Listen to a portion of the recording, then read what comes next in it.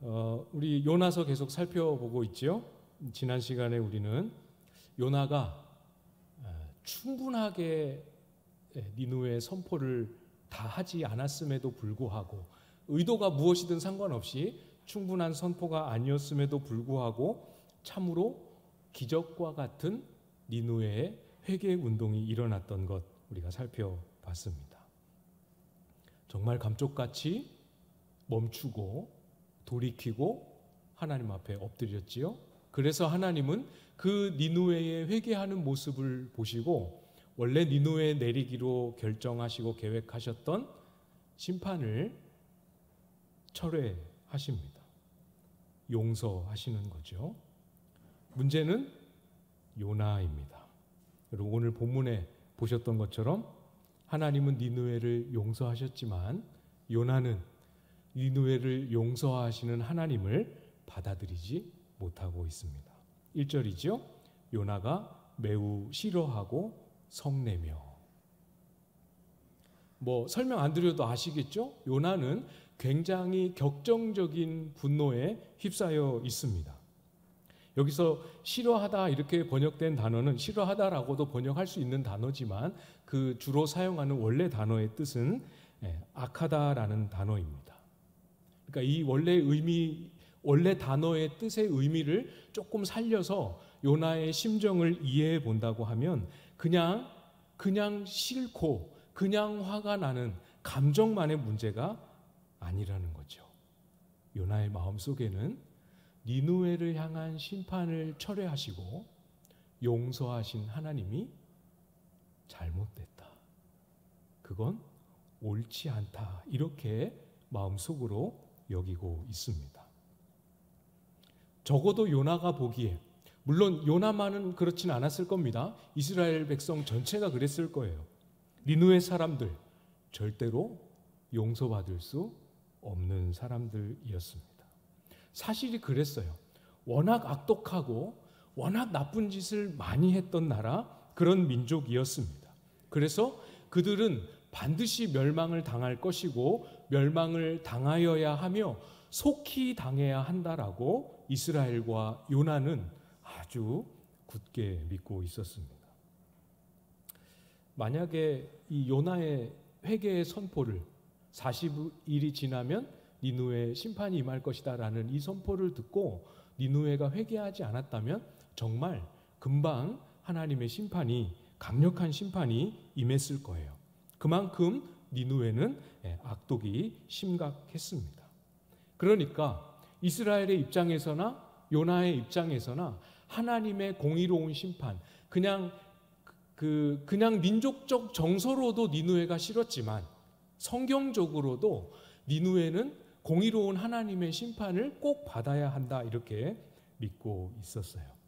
이 믿음이 깊으면 깊을수록 지금 니느웨가 회개하고 하나님의 심판을 면한 이 상황은 더욱더 감정적으로 크게 요동칠 수밖에 없겠지요.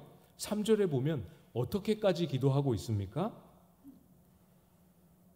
죽여달라고, 이 생명을 거두어 달라, 이렇게 기도하고 있습니다. 니느웨가 용서받고 심판을 면하고 저 악독하고 우리 민족에 고통을 주었던 저 나라 사람들의 입에서 하나님께 기도하고 하나님께 용서받았다 하고 하나님의 구원을 말하고 하나님을 찬송하는 소리를 듣느니 차라리 죽는 게 낫겠다, 그런 심정이죠. 요나가 왜 이렇게까지 격분할까? 정확한 분노의 내용과 초점은 무엇이고 그 안에 담긴 신앙의 원리는 무엇일까 하는 부분, 잠시 후에 우리 살펴보려고 하는데요. 그 전에 좀 짚고 넘어가야 할 부분이 있습니다. 무엇 때문에 요나가 이렇게 하고 있는가? 이것도 중요하지만 곧 살펴보겠지만, 이렇게 요나처럼 원하든 원하지 않든 하나님 앞에서, 주어진 상황 앞에서 우리의 신앙이 송두리째 흔들릴 만한 뒤집어지는 일과 사건을 만날 때, 요나와 같은 순간이 똑같지는 않겠지만 이렇게 속이 뒤집어지는 순간이 나에게 온다면입니다. 없으면 좋지요, 당연히. 없기를 바라지만 사실 우리가 누굽니까? 본성이 하나님을 거스르던 원수 출신 아닙니까? 그렇죠? 우리의 본질상 우리의 출발점은 진노의 자녀들이지 않았습니까? 하나님이 하신 일, 특별히 하나님이 나에게 지금 하고 계시는 이 일은 아무리 생각해도 받아들일 수 없습니다. 하나님 도대체 저한테 왜 이러십니까? 제가 기도도 열심히 하고 교회 봉사도 열심히 하고 하라는 거 다 빼놓지 않고 열심히 하고 있는데 왜 저에게 이런 시련을, 왜 저에게 삶을 이렇게 곤고하고 아프게 하십니까? 하는 등의 우리의 삶에 예상치 않았던 또는 원치 않았던 순간을 만날 때마다 하나님 앞에 절망과 절규가 쏟아져 나올 때가 있지 않습니까? 그럴 때 어떻게 해야 할까요? 어떻게 할 수 있겠습니까? 오늘 2절 맨 앞에, 2절 다 읽지는 않고요. 맨 앞에 한글로 세 단어만 읽겠습니다. 맨 앞에 여호와께 기도하여 이르되. 요나는 격분했다고 말씀드렸죠. 매우 싫어하고 성을 내기는 했지만 그 마음속에 하나님이 이렇게 하신 건 옳지 않아라는 아주 도발적이고 위험한 생각을 가지고 있기는 했지만 요나는 기도했습니다. 기도하는 일입니다. 정답은 어렵지 않아요. 어떻게 해야 할까요? 요나처럼 우리의 속이 뒤집어질 때 어떻게 해야 할까요? 기도해야지요. 답을 말하기는 쉽습니다. 그러나 정말 요나처럼 이렇게 속이 뒤집어지고 하나님을 향한 주체할 수 없는 원망과 불평과 이해할 수 없고 믿음의 뿌리가 흔들리는 상황을 만나면 기도하는 일 쉽지 않죠. 겪어보신 적 있지 않으십니까? 기도하기 정말 어렵습니다. 쉽고 어렵고의 문제보다 그런 상황에서 기도할 수 있을까 없을까의 문제에 더 가깝지 않을까요? 불가능해 여겨질 만큼 쉽지 않은 일입니다. 그래서 요나는 어떻게 했었습니까? 1장에서 똑같은 상황을 과거에 경험했었죠. 1장에서 니느웨로 가라는 하나님의 명령, 니느웨의 심판을 선포하라는 명령이지만 그 의도와 의중 속에 니느웨가 회개하면 용서하실 것이라는 사실을 알고 요나는 하나님의 얼굴을 피했습니다. 도망쳤지요. 다시스로 가는 배를 타버렸습니다. 하나님에 대한 이해할 수 없는 마음에서 시작해서 크고 작은 불평과 원망이 쌓이면서 결국은 우리의 믿음 속에 있는 이 모든 상황은 다 하나님이 허용하시고 허락하시는 이 믿음의 고백과 연결되면서 우리의 삶의 아픔과 고통이 하나님께로 향하고 하나님을 향한 원망과 불평이 우리의 마음을 채우기 시작할 때 필연적으로 우리는 기도의 자리에서 멀어지게 되죠. 기도하려는 마음, 하나님을 찾으려는 마음, 이 문제의 답을 어떻게 해서든 하나님 앞에서 얻어보려고 하는 마음, 당연히 식어지고 점점 멀어지게 됩니다. 그래서 요나서 2장이 있었어야 했던 거죠. 그래서 요나는 기도했어야 하고 물고기 뱃속에서 바다에 빠지고 거기서 물고기에 의해서 건짐을 받고 물고기 뱃속에서 3일이라는 시간이 필요했던 겁니다.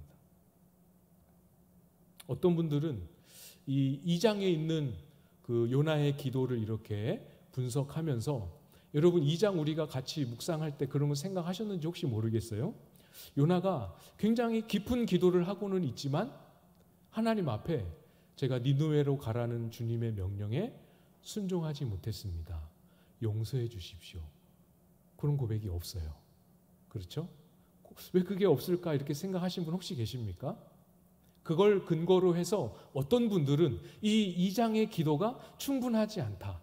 회개 기도, 하나님께로 돌이키는 회개 기도라고 보기에는 니느웨로 가라는 명령에 불순종한 것에 대한 정확한 고백과 용서를 구함이 없기 때문에 충분한 회개의 기도라고 보기 어렵다. 이렇게 설명하시기도 하더라고요. 저는 좀 다르게 보고 싶습니다.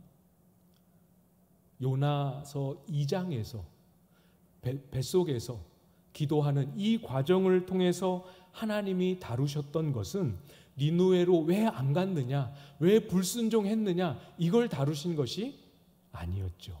니느웨로 가지 않은 그 문제는 4장에서 다루고 계십니다. 요나의 입에서 쉽게 하나님, 제가 니느웨로 가지 않은 것 잘못했습니다, 이 고백이 나올 수가 없어요. 2장에서 하나님이 다루신 것은 여호와의 얼굴, 하나님의 얼굴을 피한 것을 다루고 계십니다. 우리가 그때 살펴봤던 거 기억나십니까?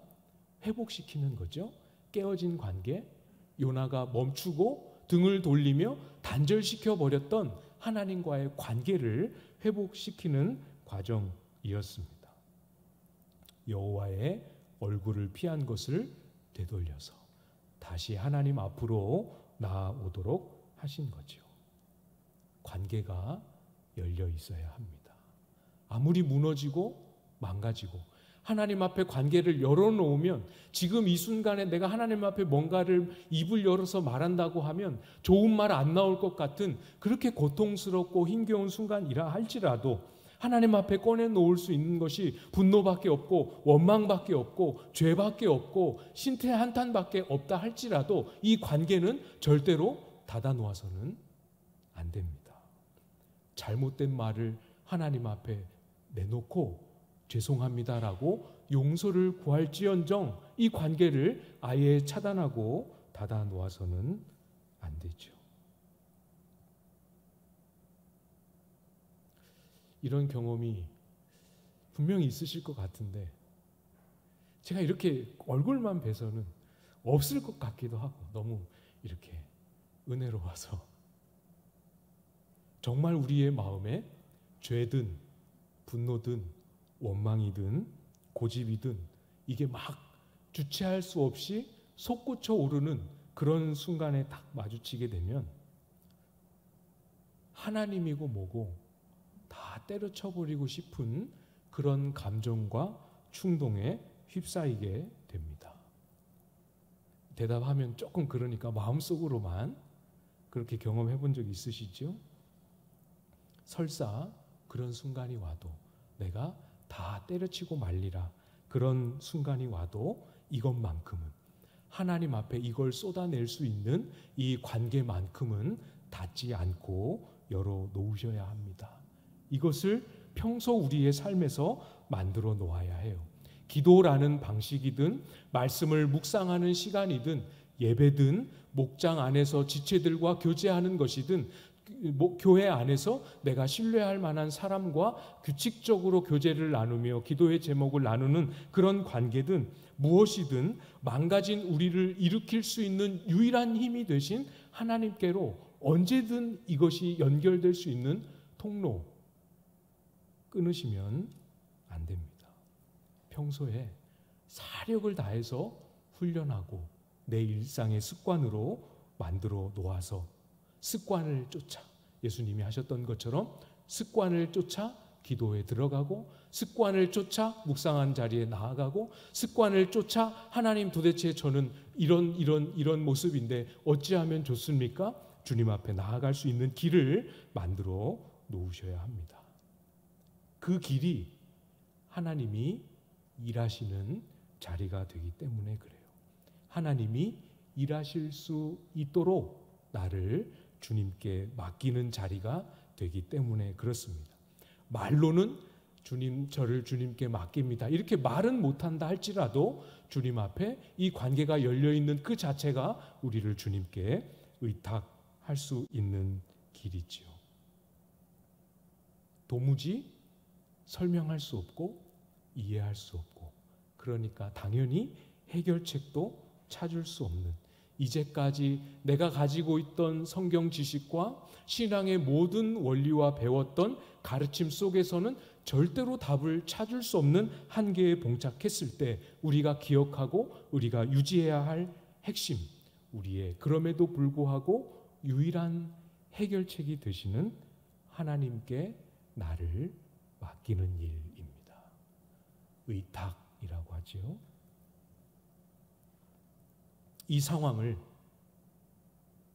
절대로 받아들일 수 없는 나, 이 명령에 죽어도 순종 못할 것 같은 나, 죄를 이기지 못하고 계속해서 결단하지만 번번이 실패하고 무너지기만 하는 나, 아무리 하나님의 말씀이 들려와도 그 안에서 반응하지 못하고 한없이 가라앉고 절망으로 미끄러지기만 하는 나, 그런 나에 실망할 수 있고 흔들릴 수 있고 좌절할 수 있지만 한 가지, 그런 나를 주님께 맡기는 것, 이것만큼은 절대로 포기하지 말고 놓지 않으시기를 부탁을 드립니다. 유일한 길입니다. 주님께 나를 맡기는 일이에요. 요나가 하나님께 자신을 의탁하면서 기도 같지 않는 시작이지만 하나님 앞에 기도하며 했던 고백 무엇입니까? 출애굽기 34장 6절 말씀을 인용하면서 하나님의 은혜와 자비를 고백하고 있습니다. 2절, 아까 제가 읽어드렸던 그 부분 빼고 그 뒷부분부터 보시면, 여호와여, 내가 고국에 있을 때에 이러하겠다고 말씀하지 아니하였나이까? 그러므로 내가 빨리 다시스로 도망하여 싸우니 주께서는 은혜로우시며 자비로우시며 노하기를 더디하시며 인애가 크시사 뜻을 돌이켜 재앙을 내리지 아니하시는 하나님이신 줄을 내가 알았음이니이다. 여러분 이해가 되십니까? 요나가 지금 분노하고 있는 것과 지금 요나가 인용하면서 하나님이 이런 분이신 줄 알았습니다 하는 말이 언뜻 보기에 앞뒤가 안 맞지 않나요? 지금 이 요나가 고백하고 있는 하나님, 은혜로우시고 자비로우시고 노하기를 더디하시고 인애가 사랑이 크시고 재앙을 내리지 아니하시는 이런 하나님이신 줄을 알았다, 이렇게 고백을 하고 있잖아요. 그러면 그렇게 용서와 사랑이 풍성하신 하나님이면 당연히 니느웨를 용서하실 것도 알고 용서하실 것에 대해서 예상도 하고 용서하신 것에 대해서 받아들이는 것이 마땅한데 왜 니느웨를 용서하신 것에 대해서는 이렇게 격분하고 있습니까? 하나님의 사랑, 하나님의 용서 너무 잘 알죠. 선지자인데 왜 모르겠습니까? 하나님의 사랑, 하나님의 용서 너무 잘 알지만 안타깝게도 그 하나님의 사랑이 누굴 향하여 누굴 사랑하시는지, 하나님이 누구를 용서하시는지는 제대로 알지 못했던 거죠. 하나님의 사랑을 알지만 그 사랑이 어느 정도까지 범위가 넓고 큰지, 그 사랑이 어느 만큼 깊어서 영혼들을 사로잡고 삼킬 수 있는지, 그 사랑이 얼마나 넓고 넓은지 제대로 알지 못했습니다. 그래서 어떤 결과를 보여주고 있습니까?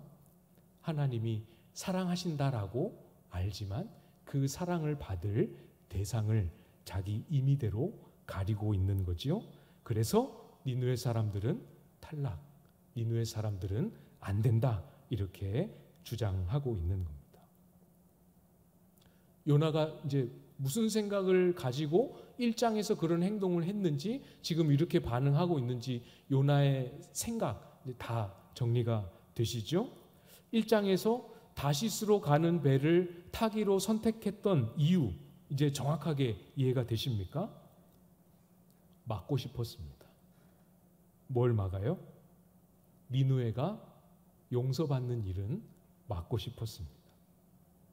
자기가 선지자이기 때문에 하나님의 말씀을 선포하는 일에 부름을 받기는 했지만 만약 내 선포로 니느웨가 회개하고 용서를 받는다, 이 일에는 쓰임받고 싶지 않았던 마음 아니겠습니까? 이런 요나의 분노, 이게 요나만의 문제가 아닙니다. 이스라엘의 역사적으로 존재했던 문제요, 교회 안에 존재하는 문제죠. 비슷한 문제가 비슷한 분노가 신약에도 있지 않습니까? 혹시 떠오르십니까? 아버지를 떠났다가 재산을 다 탕진하고 돌아온 둘째 아들, 탕자로 우리가 잘 알고 있지요. 그 둘째 아들이 돌아오자 아버지는 쫓아 뛰어가서 아들을 끌어안고 기뻐하고 잔치를 배설해 주지 않습니까? 그 아버지를 조금도 이해하지 못한 큰아들 반응 기억하시죠? 누가복음 15장 29절 30절 말씀인데요. 아버지께 대답하여 이르되 내가 여러 해 아버지를 섬겨 명을 어김이 없거늘 내게는 염소 새끼라도 주어 나와 내 벗으로 즐기게 하신 일이 없더니 아버지의 살림을 창녀들과 함께 삼켜버린 이 아들이 돌아오매 이를 위하여 살찐 송아지를 잡으셨나이다. 조목조목 따지고 있죠. 본인이 동생을 반길 수 없는 이유, 아버지가 둘째 아들을 환영하는 것이 합당하지 않다라고 여기는 이유를 조목조목 대어 반대하고 있습니다. 똑같죠. 요나에게 있어서 니느웨는 사랑이 아니라 형벌의 대상이었습니다. 이 큰아들에게 있어서 돌아온 둘째 아들 역시 비난과 정죄의 대상이지 아버지의 또 가족들의 기쁨과 즐거움의 대상이 되지 못했습니다.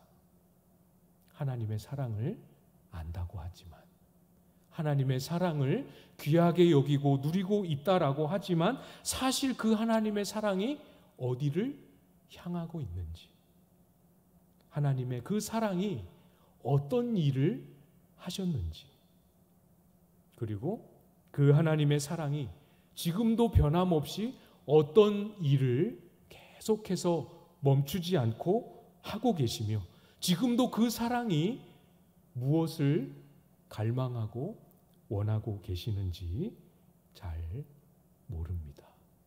우리만이 아니라 하나님의 백성들의 고질적인 문제였던 것이죠.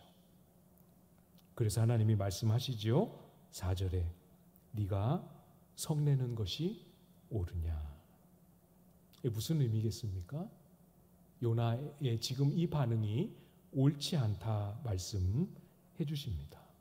옳다라고 주장하는 그 요나의 반응이 옳은 것이 아니다라고 멈추어 서게 하십니다. 하나님의 사랑을 말은 하지만 하나님의 사랑을 적용하는 방식은 전혀 성경을 따르고 있지 않은 것이지요. 하나님의 사랑은 그 사랑에 어울릴 만한 곳만 가서 닿는 그런 사랑이 아닙니다. 여러분, 하나님이 지으신 첫사람 아담부터 시작해서 지금 오늘 이 날까지 존재하는 온 인류 가운데, 모든 인간들 가운데 하나님의 은혜와 자비, 노하기를 더디하시는 하나님의 성품에 합당했던 사람, 그걸 받을 만한 자격이 있었던 사람은 단 한 사람도, 단연코 단 한 사람도 없었습니다. 아무도 사랑받을 대상 아니었던 자를, 아무도 하나님의 백성 아니었던 자였지만 사랑하신 거죠. 저 사람은 교회를 다닌다 하는데, 교회를 저렇게 오래 다녔다 하는데 어떻게 저렇게 말하고 어떻게 저렇게 행동하고 어떻게 저럴 수 있나 싶은 순간이 많이 있으셨죠? 계속해서 있으시고 앞으로도 있지 않겠습니까? 그러나 한 걸음만 물러서서 생각해 보시면 나도 사실은, 우리도 사실은 다를 바 없지 않습니까? 사람 사이에 우열을 가리고 이런 부류 저런 부류 구분짓고 교회 안에서 사람과 사이에 좋고 싫음으로 선을 나누고 이런 것들 하나님이 싫어하시고 기뻐하지 않는 일입니다.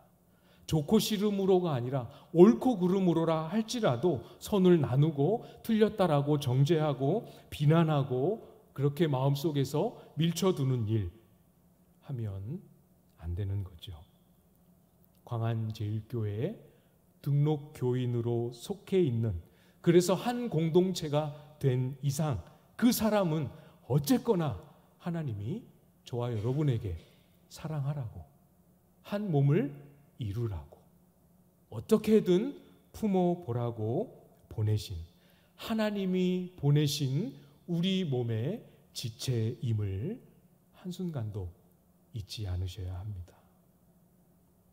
하나님이 보내시고 하나님이 붙여주신, 한 몸으로 붙여주신 그 지체를, 이런 아무리 그럴 만한 이유가 있다 할지라도 내 마음대로 판단하고 평가하고 정죄하고 비난하고 선을 긋고 그렇게 하면 주님이 틀림없이 우리에게도 말씀하시겠죠.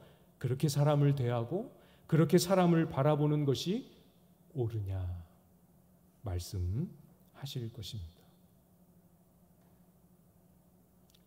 그래도 마음에 안 맞는 사람이 있을 수 있잖아요. 불편한 사람이 있을 수 있죠. 그죠? 조금 불편하거나 조금 나하고 안 맞는다 하더라도 티 내지 마시고 다른 사람들 웃어주는 것과 똑같이 웃어주시고, 할 수 있으면 내가 좋아하는 사람들보다 좀 더 많이 웃어주시고, 할 수 있으면 내가 가깝게 인사하는 사람보다 좀 더 따뜻하게 인사해 주시고, 어떻게 해서든 그분을 바라볼 때마다 아이고 저 화상 이런 마음 갖지 마시고, 어떻게 해서든 하나님이 저분을 우리 교회에 보내신, 나와 한 몸 되게 하신 그 뜻이 무엇일까를 묻고 찾아보려는 그 마음을 끊이지 않고 기도 가운데와 그 사람과의 관계와 대화 가운데 끊임없이 만들어 가실 수 있기를 부탁을 드립니다. 하실 수 있죠? 이미 그렇게 많이 해오시지 않았습니까? 모든 교우를, 모든 지체를 똑같이 품을 수 없겠다 싶으면, 불편하고 마음에 안 들고 하는 분을 품을 수 없겠다 싶으면 입을 딱 닫으시고, 입을 딱 닫으시면 한 가지는 큰 성공을 한 겁니다. 입을 닫고 하나님께, 그분을 아무래도 품을 수 없는 나를, 그분만큼은 사랑할 수 없는 나를 하나님께 맡기고 의탁하고, 도저히 이분은 안 됩니다. 그래서 입을 닫고 하나님께 도움을 구합니다. 의탁하시면 됩니다. 사실 우리가 하나가 안 되는 원인은 그 사람에게도 어느 정도 있을 수 있지만 그 사람만의 문제가 아니라 어찌해서든 그 사람을 품어낼 수 없는, 품어내기 싫어하는 나에게도 똑같은 문제와 절반의 책임이 있음을 고백하고, 그렇게 주님 앞에 설 때, 그럴 때 하나님의 마음, 누구에게도 제한이 없고 대상을 가리지 않으며 누구라도 똑같이 사랑하시는 하나님의 마음을 가르쳐 주실 것입니다.